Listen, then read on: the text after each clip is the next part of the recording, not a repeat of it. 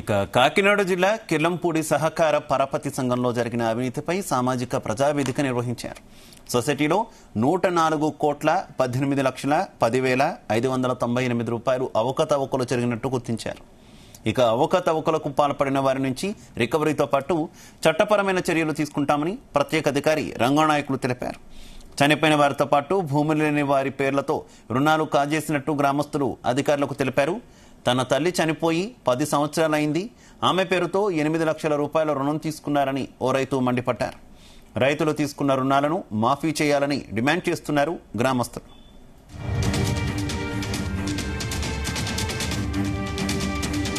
మా అమ్మగారు చచ్చిపోయి 10 సంవత్సరాలు అయింది సార్. కాలం పోయినాడు పోలవరం పుస్తక కాలం. మా నాన్నగారి పేరుని మా అమ్మగారి పేరుని 8 లక్షల రూపాయలు ఆయన తీసుకున్నారు సార్. ఏ రూపంలో చేస్తారండి? ఇప్పుడు మా నాన్నకి వెళ్ళాలంటే ఇప్పుడు సెక్రటరీ గారన్నా ఇంకోనన్నా వీళ్ళు చచ్చిన తర్వాత తప్ప 11 వెళ్ళగారు సార్. ఒకటండి, రెండు సార్, రెండండి. ఇంకొకరు మా ఊళ్ళో పాడైపోయాడండి, 74 సెంట్లు భూమి అమ్ముకున్నాడు. ఆడి పేరుని 1,50,000 రూపాయలు తీసేరు సార్. ఆడి భూమి అమ్ముకుంటేయండి మీరే కొన్నారనుకోండి, అది క్లియరెన్స్ లేకుండా ఆ రిజిస్టర్ చేయించుకోండి ఏంటి సార్. అక్కడ ఏమోండి ఆడు 1,50,000 రూపాయలు కట్టినని నేను సెక్రటరీ గారిని అడిగానండి.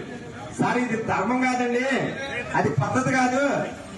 ఆడు కూడలేక పాడైపోయి జనం తగులుకుని కొట్టి తగులుతుంటే ఆడు భూ అమ్ముకుంటే మీరు కట్టించుకోండి ధర్మం అని అడిగాను సెక్రటరీ గారిని. అడిగాను సార్, అక్కడ ఇక్కడే ఉన్నారు కదండి.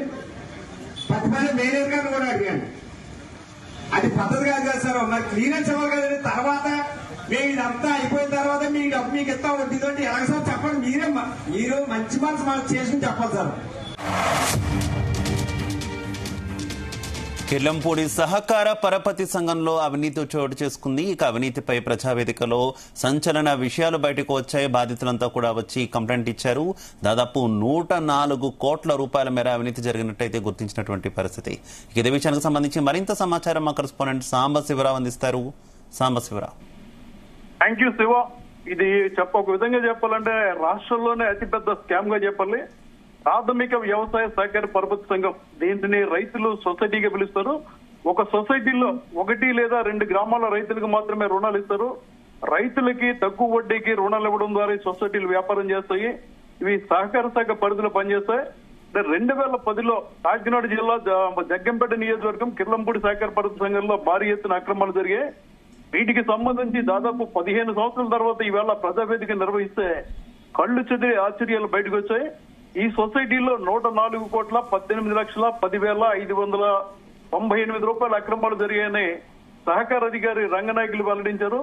వాస్తవానికి కేవలం 1-2 గ్రామాలకి మాత్రమే ఈ సొసైటీ రుణాలు ఇవ్వాల్సి ఉన్నప్పటికీ బినామీ పేరు మీద బూరుగుపూడి, కిర్లంపూడి, సోమవరం, సింహాద్రిపురం, వేలంక ఈ గ్రామాలతో పాటు ఇతర మండలాల రైతులు కూడా బినామీ పేరు మీద రుణాలు ఇచ్చినట్లుగా చూపించారు. ఇందులో చాలా మంది చనిపోవడం జరిగింది. చనిపోయిన వారి పేరు మీద కూడా రుణాలు ఇచ్చారంటే ఎంత స్కామ్ జరిగిందో తెలుస్తుంది. 7,000 మంది రైతులు ఇందులో సొసైటీ సభ్యులుగా ఉన్నారు. అయితే ఈ ప్రజావేదిక జరిగినప్పుడు సహకార శాఖ అధికారి రంగనాయకులు ఈ అక్రమాలను చదివి వినిపించడం జరిగింది. దాంతో రైతులు ఒక్కసారిగా ఆగ్రహావేశాలు వ్యక్తం చేశారు. ఇది ఎవరైతే చనిపోయిన వారి పేరు మీద రుణాలు ఇచ్చారో వారు మీకు తిరిగి వచ్చి రుణంగా చెల్లిస్తారా? మీరు చనిపోయిన వాళ్ళకి నోటీసులు ఎలా ఇస్తారు? ఎవరికి ఇవ్వాల్సిన నోటీసులు ఎవరికి ఇచ్చారో దీనికి సమాధానం చెప్పండి అంటూ అధికారిని నిర్బంధించే ప్రయత్నం కూడా చేశారు. దీన్ని పూర్వాపరాలు పరిశీలిస్తే ఎవరైతే ప్రతిపాడు ఎమ్మెల్యే ప్రస్తుతం వరుపుల సత్యప్రభ ఉన్నారో ఆమె భర్త వరుపుల రాజా అప్పట్లో తెలుగుదేశం పార్టీలో సీనియర్ నాయకుడు, జిల్లా కేంద్ర సహకార బ్యాంక్ చైర్మన్ గా చేశాడు. ఆయన హయాంలోని అక్రమాలన్నీ జరిగినాయి. ఆయన గతంలో ఉత్తరకంచి సొసైటీ అధ్యక్షుడిగా పనిచేసినప్పుడు ఈ సొసైటీలో బినామీలకు రుణాలు ఇవ్వడం, చనిపోయిన రుణాలు ఇవ్వడం అనే ప్రక్రియ మొదలైంది.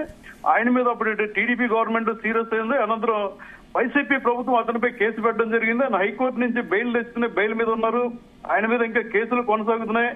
ఈ కేసుల ఒత్తిడితోనే ఆయన చనిపోవడం జరిగింది. చనిపోయిన తర్వాత ఆయన భార్య సత్యప్రభకు టికెట్ ఇచ్చారు, ఆవిడ గెలిచారు. కానీ ఈ బినామీలన్నీ కూడా వరుపుల రాజాకి సంబంధించినవి అని చెప్పి రైతులు చెప్తున్నారు. దీని మీద పూర్తి స్థాయిలో దర్యాప్తు జరపండి. అయితే అధికారులు గతంలో ఈ స్కామ్ జరిగినప్పుడు ఆ సొసైటీకి చెందిన ఏదైతే ఈ కిర్లంపూడి సొసైటీ ఉందో సొసైటీకి చెందిన పాలక వర్గం అంటే చైర్మన్, మెంబర్లతో పాటు సొసైటీ సీఈఓతో పాటు కొంతమంది సిబ్బంది కూడా 86 కోట్లు బినామీ పేర్ల మీద తీసుకున్నారు, మిగిలింది రైతులు తీసుకున్నారని చెప్పి వాళ్ళు ఆరోపణ చేయడం వాళ్ళు నిర్ధారించడం జరిగింది. దీంతో రైతులు ఈ రోజు ఏదైతే 86 కోట్లు అధికారులు చెల్లించాల్సిందో అవి చెల్లించిన తర్వాత మాకు రుణాలు మాఫీ చేయండి, మేము ఎవరు తీసుకోలేదు, మా కుటుంబ సభ్యులకు నోటీసులు ఇచ్చారు, వాళ్ళు చనిపోయారు, లోన్లు తీసుకోలేదు కాబట్టి రుణమాఫీ చేసి కొత్తగా రుణాలు ఇవ్వాలని చెప్పి డిమాండ్ చేస్తున్నారు. ప్రస్తుతం సహకార శాఖ మంత్రి ఎలాంటి నిర్ణయం తీసుకుంటారు, తెలుగుదేశం ఎమ్మెల్యే భర్తకి ఇందులో ప్రమేయం ఉంది కాబట్టి ప్రభుత్వం ఎలాంటి నిర్ణయం తీసుకుంటుందో వేచి చూడాలి. మొత్తం మీద వాడివేడిగా సమావేశం జరిగింది. దీనిపై మరింత లోచన విచారణ జరుపుతామని చెప్పి అయితే సాంబశివరావు ఎంత భారీ ఎత్తున అవకతవకల ఏకంగా 104 కోట్ల రూపాయల మేర అవకతవకలు జరిగాయని ఆరోపిస్తున్నటువంటి పరిస్థితి కదా. ఇంత భారీ మొత్తంలో జరిగినా కూడా రాజకీయ నాయకులు కూడా కిమ్మనకుండా ఉండడాన్ని ఏ రకంగా చూసుకోవాలి అసలు? మీరు చెప్పినట్లుగా ఇది అతి భారీ స్కామ్ మీద ఏదైతే మనం స్కాములు చూస్తున్నామో వాటితో పోలిస్తే, ఎందుకంటే సొసైటీ అనేది చాలా చిన్నది. ఈ సొసైటీ పరిధిలో ఇంత భారీ ఎత్తున అక్రమాలు జరిగిన అధికారులు పట్టించుకోకపోవడం ఎప్పుడో 2010లో జరిగితే ఇప్పుడు ప్రజావేదిక నిర్వహించడం కూడా విమర్శలకు తావిస్తోంది. ఖచ్చితంగా అప్పట్లో ఎవరైతే వరుపుల రాజా ఉన్నారో ఆయన పూర్తిగా తెలుగుదేశం పార్టీకి చెందిన నేత. ఈ కేసుల నుంచి తప్పించుకోవడానికే ఆయన వైసీపీలో చేరడం జరిగింది. ఈయన వైసీపీలో చేరిన తర్వాత కేసులు పక్కన పెట్టేశారు, తిరిగి టీడీపీలోకి వెళ్ళిన తర్వాత కేసులు బయటకు తీశారు. వరుపుల రాజాతో పాటు అతని కుటుంబ సభ్యుల మీద కూడా దర్యాప్తు జరపాలని రైతులు డిమాండ్ చేస్తున్నారు. ఇది భారీ స్కామ్ కాబట్టి తెలుగుదేశం ప్రభుత్వం దీనిపై దృష్టి సారించి ఎవరైతే 84 కోట్లకి సిబ్బంది బాధ్యులు అన్నారో వారి నుంచి రెవెన్యూ రికవరీ యాక్ట్ ప్రకారం రికవరీ చేయడం, వాళ్ళపై కేసులు పెట్టిన తర్వాత మా దగ్గరికి రండి రైతులు చెప్తున్నారు. ఖచ్చితంగా ఇది ఉమ్మడి తూర్పుగోదావరి జిల్లానే ఒక సంచలనంగా మారింది. ఒక సొసైటీలో కేవలం సొసైటీ పరిధిలో ఉండే 1-2 గ్రామాల రైతులకి రుణాలు ఇవ్వకుండా 7 గ్రామాలతో పాటు ఇతర మండలాలకు కూడా లోన్లు ఇచ్చారు. కాబట్టి కేవలం సొసైటీ పాలకవర్గమే కాదు, జిల్లా కేంద్ర సహకార బ్యాంకు, అదేవిధంగా రాష్ట్ర సహకార బ్యాంకు, ఆప్కాప్ మీద కూడా చర్యలు తీసుకోవాలని ఇప్పుడు రైతుల నాయకులు కూడా డిమాండ్ చేస్తున్నారు. Shiva. Okay Sambasivarao, thank you.